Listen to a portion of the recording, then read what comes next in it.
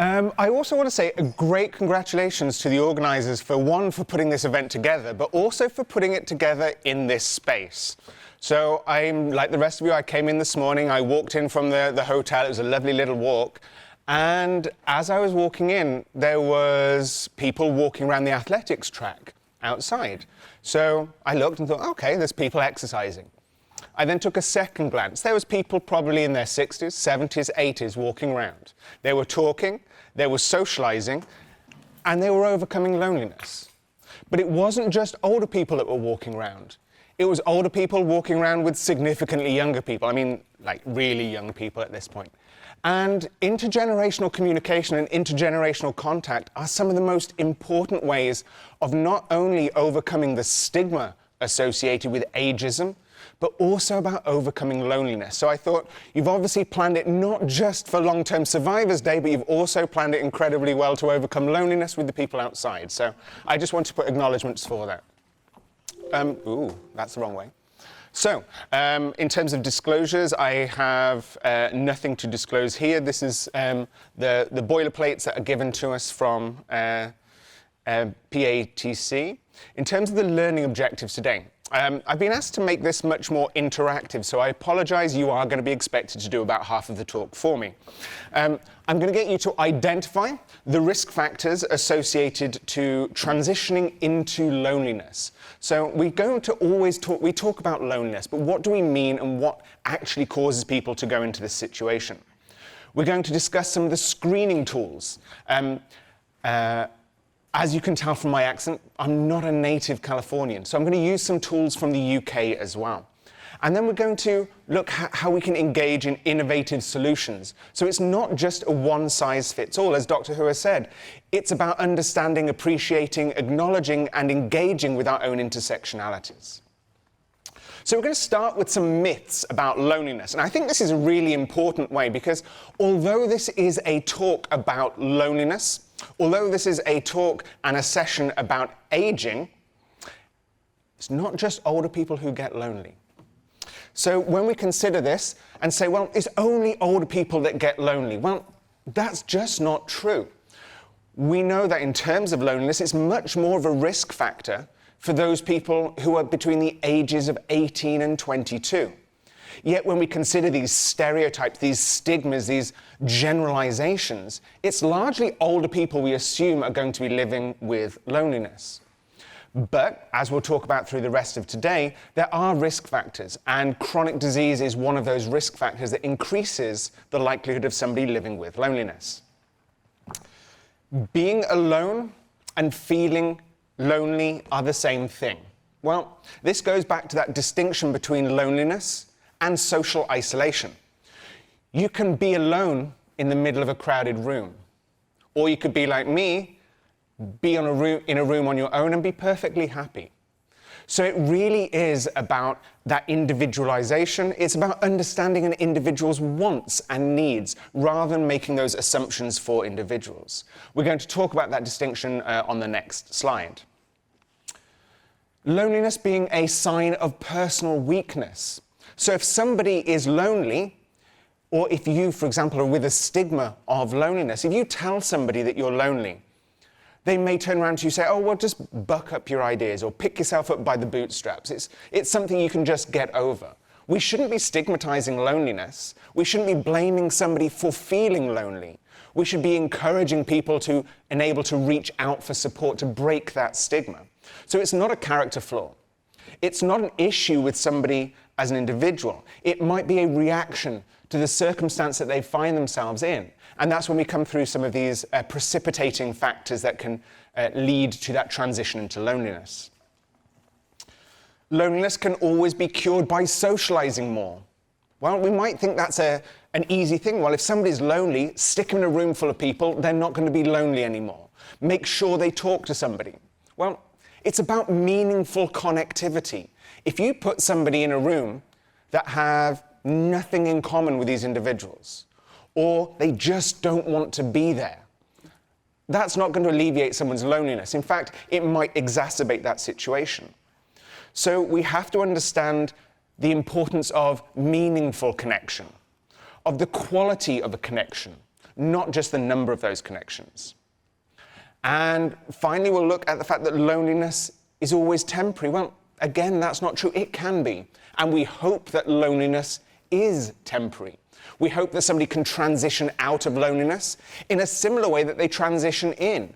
But sometimes, and oftentimes, many people need that additional support.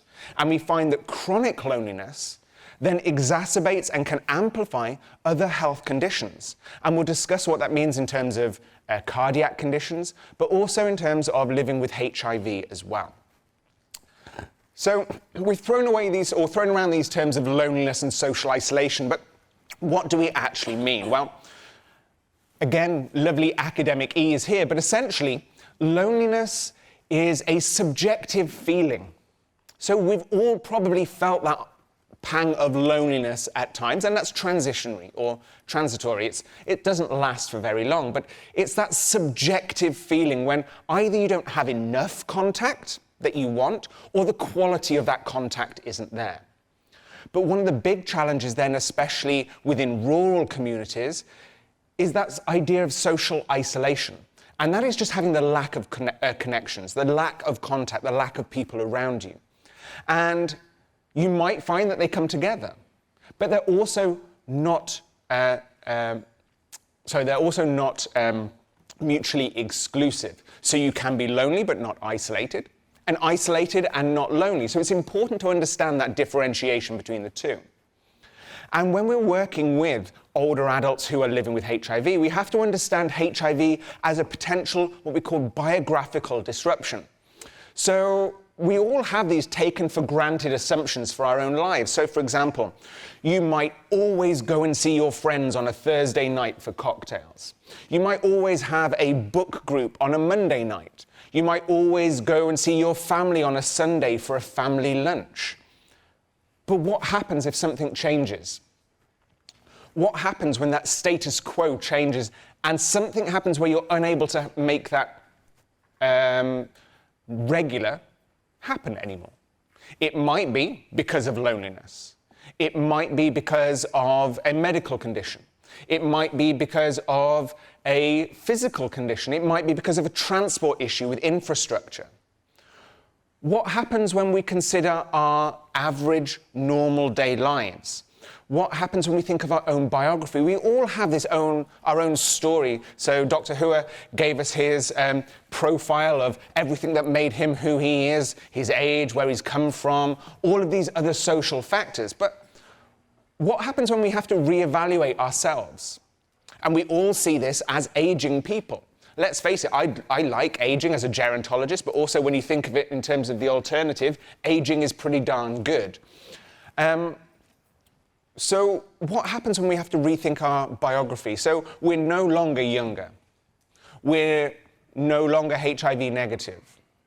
We are no longer within that community that provides us support. So our infrastructure changes, our identity changes, our intersectional identities change. And what about our resources? It might be our friends who exclude us. It might be our family that don't want to know. It might be challenges within the medical profession as well. We also might feel guilt, as Dr. Hua mentioned, around survivor guilt. So HIV can act as a biographical disruption that changes the way that we view our lives and can mean that we're more likely to transition into loneliness as we push ourselves away from those social support systems. I kind of apologize for the next slide. It's a bit of a diagram. I love diagrams. They help me explain my life. But this was one that was set out by one of my colleagues back in the UK, Vanessa Burholt. And this was a pathway to loneliness. So we have predisposing factors. So age is a risk factor for developing loneliness, largely due to the comorbidities associated with illness. But it might be due to our housing status. It might be educational status. It might be where we live.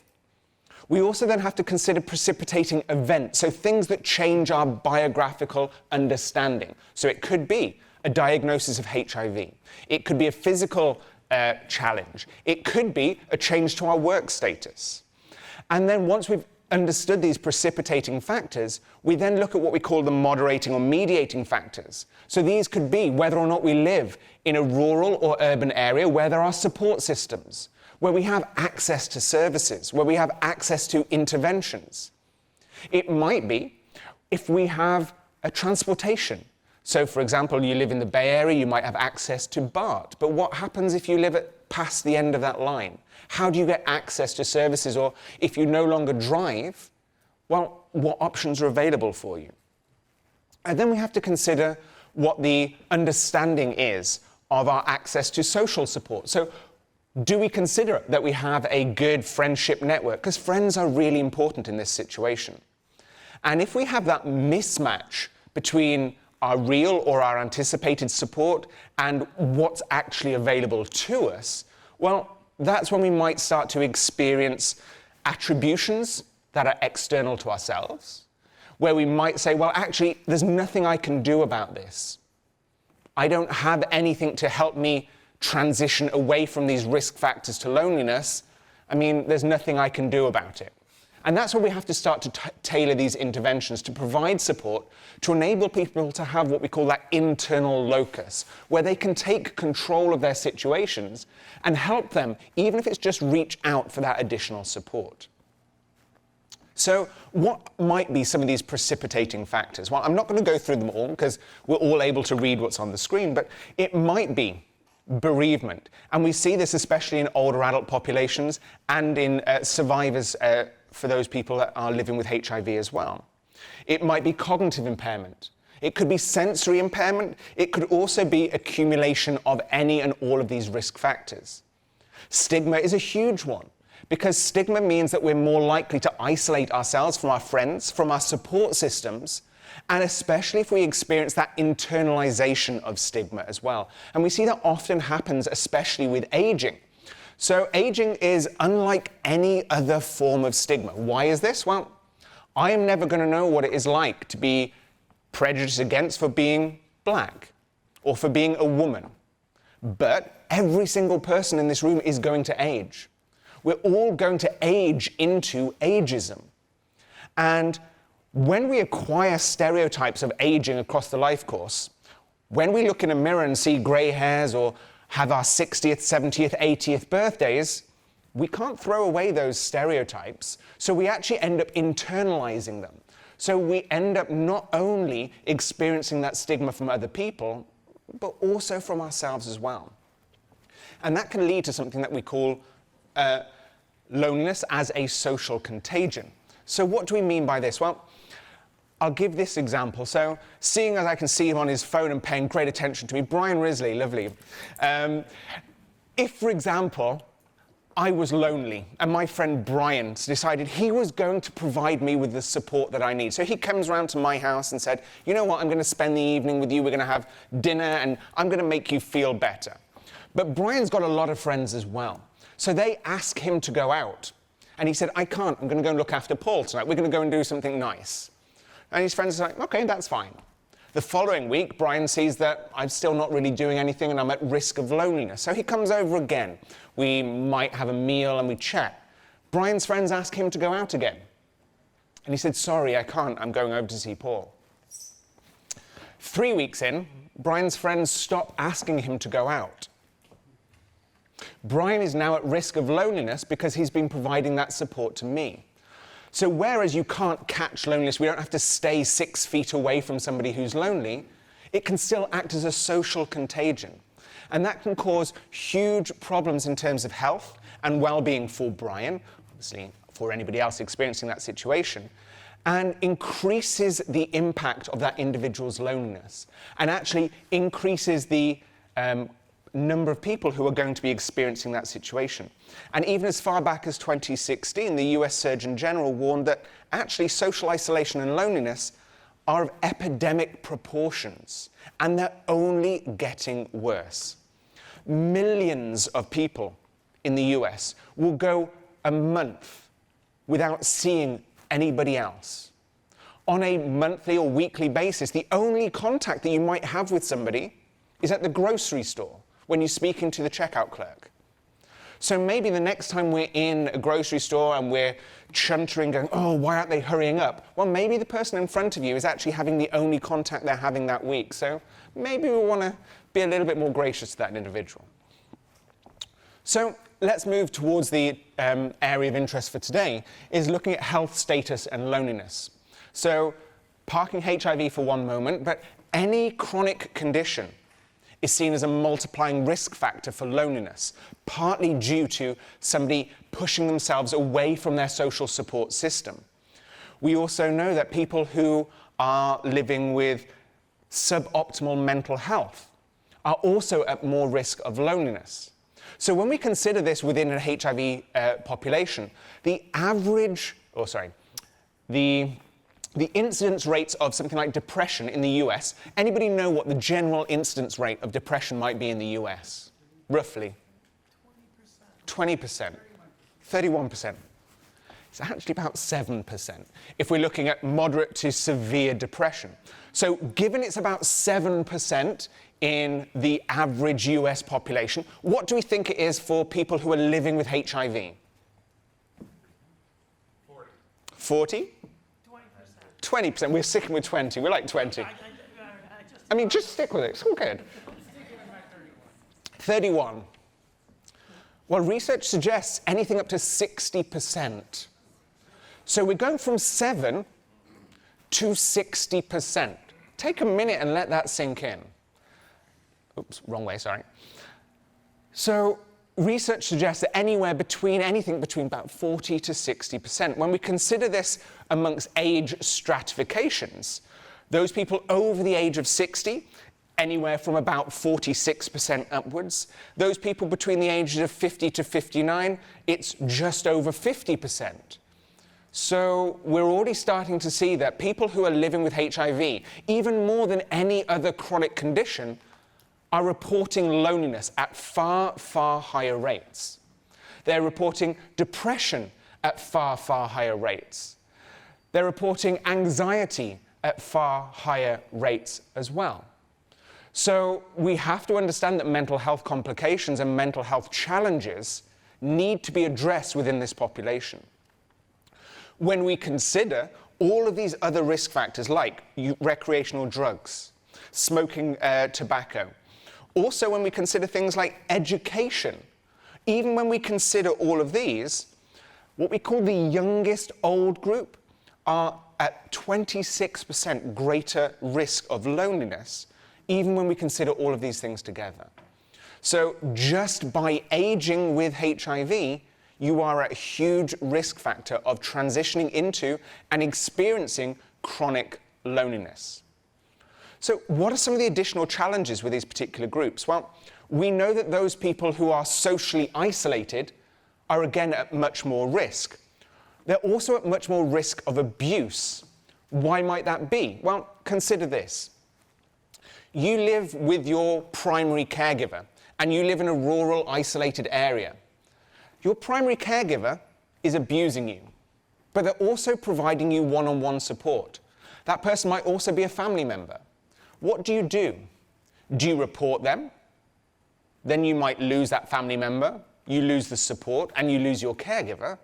So what's your worst situation to be in? Having abuse or having no care and having no social support? And what we find is many people will actually opt for living with that abuse to actually have some support there. We also know that people in the LGBT community are significantly more at risk. Why? They're much more likely to be single. They're much more likely to live alone. They're significantly less likely to have children, and if they do have children, they're much more likely to be estranged. So when we consider that social support network, it's largely missing. And especially when we consider older adults who are long-term survivors, they've experienced huge attrition to their social support system, where they might have had, as Dr. Hu has said, anywhere between 10 and hundreds of their support system lost to the pandemic. We also have projective pessimism, where individuals who are aware of their status, people who are living with HIV and understand that, predict that they're going to have a reduced quality of life, are also then much more likely to make that happen. So where we, for example, see this as a self-fulfilling prophecy with ageism, where, for example, older adults who have an internalized ageist attitude are more likely to walk slower, talk slower, perform worse on cognitive tests, and actually die on average 7.5 years younger than those people that have a positive attitude. We see the same thing with prospective, projected pessimism around your own quality of life as well. So why are we here? Why do we care about loneliness? Well, loneliness is a stressor. Loneliness increases our stress response. So we've all heard of that fight or flight response, but imagine being scared of that tiger constantly. Imagine having that fight or flight response never going away. You see an increased cortisol level. We see an increased risk of cardiovascular disease, an increased risk of vascular dementia. We see an increased overall inflammation, and we already know that HIV is an inflammation disease as well. We know that people have maladaptive coping strategies when they're living with loneliness. What does that mean? Well, they might overeat. They might eat the wrong things. They also might undereat. They might choose alcohol, recreational drugs, or tobacco as a way of coping, rather than looking at more socialized, proactive ways of coping. When we consider loneliness, we also have to understand that loneliness has a greater impact on our health than obesity, and on smoking more than 15 cigarettes a day. So there are smoking cessation projects. There are anti-obesity drugs, like, for example, Ozempic and all of these other things. So we're actively targeting and trying to help people lose weight, to stop smoking. But what are we doing against loneliness? Loneliness has a greater impact to our health, especially for older adults who are living with HIV. But what are we actually doing? Are we even measuring this? Can we even measure this? Well, the good thing is we can measure this. There are many ways in which we can measure this. I've put up some of the big ones here. Obviously, we're working with UCLA for CHIP, so I thought, why not give them a bit of a nod? We'll use the UCLA loneliness scale, but it is also one of the best scales out there. They've abridged this to make it a 3-item scale, so it's really easy to use in both clinical situations, but also in social situations as well. We have one of the original scales, the de Jong-Gerveld scale, which was developed by Jenny de Jong-Gerveld. And then we have something from the UK, which obviously I'm going to bring in because, well, why not? And we have the Campaign to End Loneliness scale. So all of these have been used across the world in both clinical and research situations. So I've taken the opportunity to have these printed. Thank you very much, Elena and colleagues, who are going to be handing these out to you. You can have these to take away with you. You can thank me at the end. So what I want you to do is have a look at these scales. I want you to see which ones you might want to use, which ones you think might be more beneficial to you. So in your little groups, on your tables, what I want you to do is have a look at these scales. Consider, are they easy to use? So would you feel comfortable asking these questions? Are they too obvious? Is it basically using a sledgehammer to crack a walnut? And then, without having to respond to us, how would you answer these questions? If you were asked these, would you answer in a socially desirable way? Would you answer in an honest way? And what would your honest answer be? Have you felt lonely? Have you been concerned? So I'll give you 2 minutes to quickly look through these, see what you think, and I'm going to see if anybody has any burning desire to tell me what their responses are or what their feelings are, or even if they've ever used these scales before. So I'm going to give you 30 seconds of really awkward silence.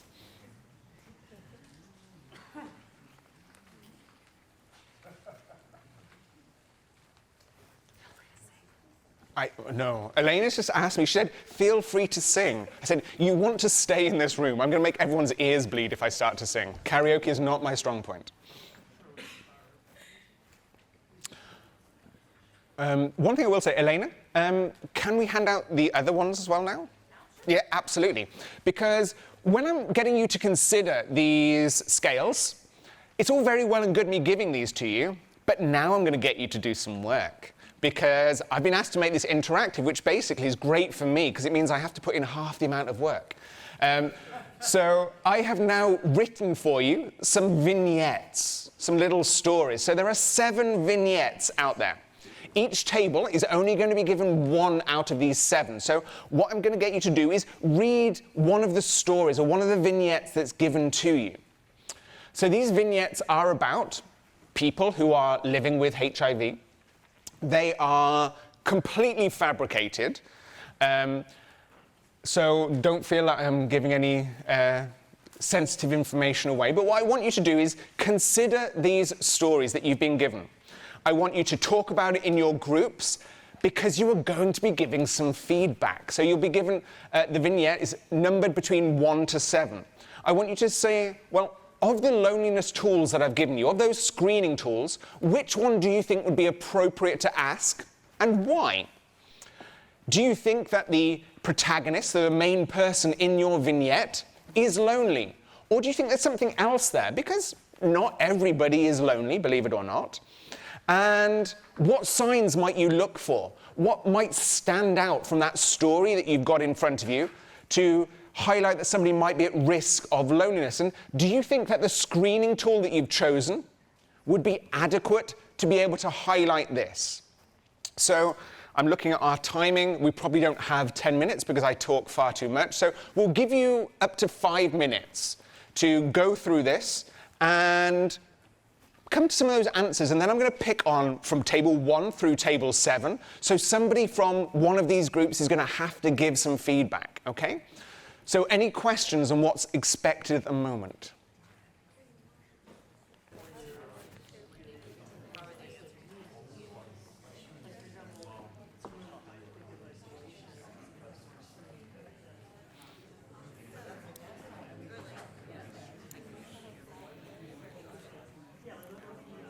Okay, so despite promising you lots and lots of time, I talk far too much, and it is the Dr. Nash show, so I'm going to give you about 30 seconds to discuss and come up with some final ideas, because I've been given my 10-minute time warning.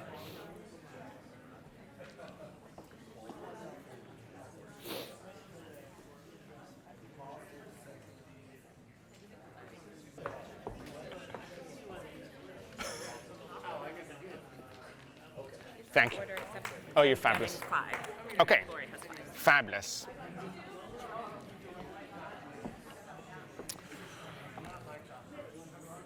Okay, sorry about this, but we are going to pull you all back together now. So, vignette number 1. Who's got a vignette number 1? So this is Mrs. Tanaka. Okay. Do you want to give us what you think about this? Do you think that Mrs. Tanaka is lonely? Do you think that the scale is appropriate here? What do you think are some of the risk factors?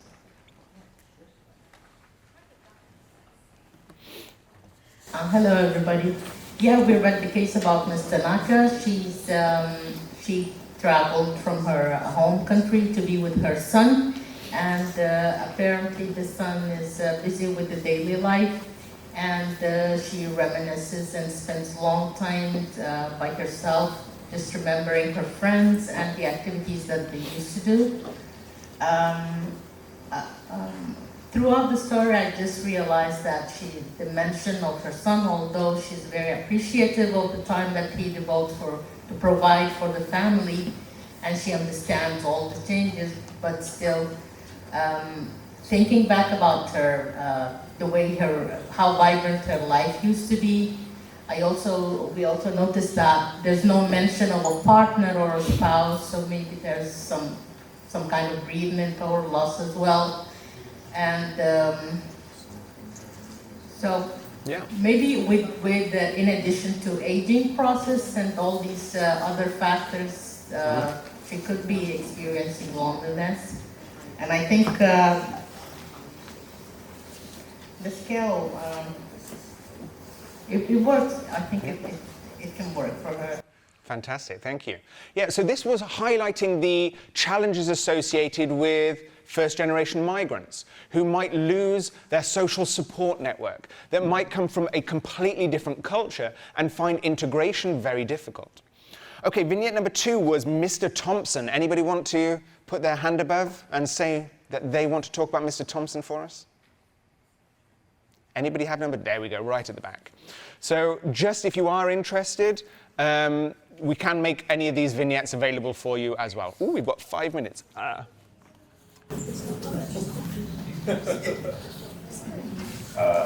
Hello, Mr. Thompson is a retiree, and he has a new life of the virtual world.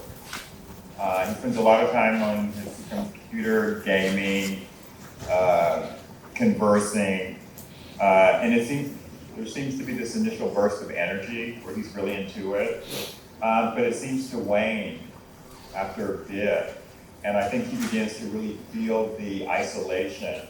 It's not tangible. He's not seeing, feeling, connecting with real people. So I think one possibility is that he goes out, and maybe there's a center, maybe there are ways of connecting with real people and having real face-to-face conversations. And that might be one way of helping with his level of isolation. Mm. Thank you, that's really good. That vignette was really there to try and help us understand that technology is a tool, but it's not the solution to everything. Okay, I'm going to make huge apologies now. We're going to jump through to vignette number 7. None of the work that you've done is in vain. It's helped you understand, so take it as a positive learning experience. All right. We know who the hecklers are. I apologize. I've been given my 5-minute warning, and I'm basically going to be told to wrap up very soon, I'm sure. And I've got like another 20 slides. No. And I can keep talking unless you cut me off. Okay, so quickly, we'll go for number 7. I picked this for a very specific reason. Does anybody have number 7? So number 7 is Randall from Palm Springs. Yes, we have it. Go for it. Randall is an older man in his 60s, had a very vibrant life, good lifestyle living in Palm Springs, becomes newly diagnosed, goes into a period of what we could say self-neglect, withdrawal, depression, and ends up having only real close association or disclosure to his doctor as the only person who knows his status and doesn't believe that anyone else will accept him given his newly diagnosed status and his age, et cetera, et cetera, et cetera. So we thought the Gerval scale would be the best, but also the campaign. But really, any of the 3 could work, but probably in that order. Yeah. Fantastic. The reason why I brought that one up is because we might have a vibrant support system, but that story really did highlight using or experiencing HIV as a biographical disruptor, where it really challenges your own assumptions about your own life, but what also support systems that you might have. So I apologize that we didn't get through the rest of them, but I'm really scared of JB. Okay, so we'll move on from this, but why is mitigation of loneliness difficult? Well, often it's hidden. Many people don't want to admit to loneliness because, as Dr. Who has said, there's huge stigma around mental health. There's also no real screening used. So when you go to the doctors, do they ask you these scales? Do they assess whether you were lonely? No. Because in the US, there might not be any money associated with that. There's also no time for that. I know when I've been to my doctor, it's almost as scary as JB. You're given your 5-minute warnings, there's flashcards, and then you're out the door and the next person's in. We also have that disconnect between what people think they need, what they think is available, and what's actually out there. And when we're looking at providers, there are many assumptions that are being made about, well, who might be experiencing loneliness and what they can do to lift themselves out of it. So what do we need to do? Well, for solution providers, we need to avoid stereotyping, understand individuals' intersectionality, and also be aware of different levels of digital fluency. So we can't just throw technology at somebody and expect that to alleviate loneliness. So even, for example, in the techno hub that is Los Angeles, we know that about 50% of older adults that live there don't have access to at-home broadband. That number jumps to nearly 90% when we're looking at BIPOC communities. So having a website might be fabulous, but who is it really accessible to? For businesses, we need to try and encourage flexible working. So I work obviously at a university, and we have a great emeriti and alumni associations, but how many other workplaces offer that? We know, especially for men, their social networks are often derived from their workplace. So when they retire and they're no longer connected to that workplace, who are their social support systems? For governments, we need to incorporate loneliness criteria in screenings. So when you go for your annual checkups, well, maybe we start to look at this. In the UK, in an island called Jersey, they actually integrated this into the postal service. So the postman would knock on the door and they would ask these 3 questions. And if they identified somebody that was at risk of loneliness, then a social worker was dispatched. So it was a way of not adding much more burden to a system, wrap up, but it was a way of trying to make sure that this was being utilized. So what strategies work? Well, it could be hobby groups, where we're actually getting people not just interested in an activity, but picking something they are already interested in. It might be a community group, so building up those integrated social support systems. It might be cultural groups, where you can actually, rather than park and marginalize your own history, your community, whether you're a migrant, whether you're a part of the LGBT community, whatever it is, it's about embracing your identity. And again, as a nod to our partners here, programs that actually work, like the Elizabeth Taylor 50+ network and the Hive network at APLA Health as well. For individuals, you can reach out. So many of us might have lost contact with friends, but would you be angry if any of those friends reached out to you 5 or 10 years down the line? No. So why don't we reach out to each other, even if we have lost contact? We also might get online. We might provide support for each other. It's about building up that social support system. Resilience isn't about not experiencing challenges, but it's about how we bounce back, what our support is that enables us to do this.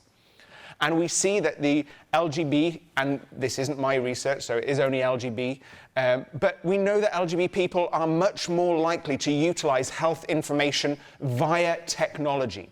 We know that many targeted interventions work within this community using technology because it's already part of their everyday lives. We know that this technology has to be providing tailored messaging. So, for example, you have lots of cisgendered, white, 18 to 22-year-olds giving a health message. That's not really going to sing a song that is being listened to by people who are in their 80s and their 90s who are black or transgender, for example. So we need to make sure that health message is getting out there to the communities, involving those communities.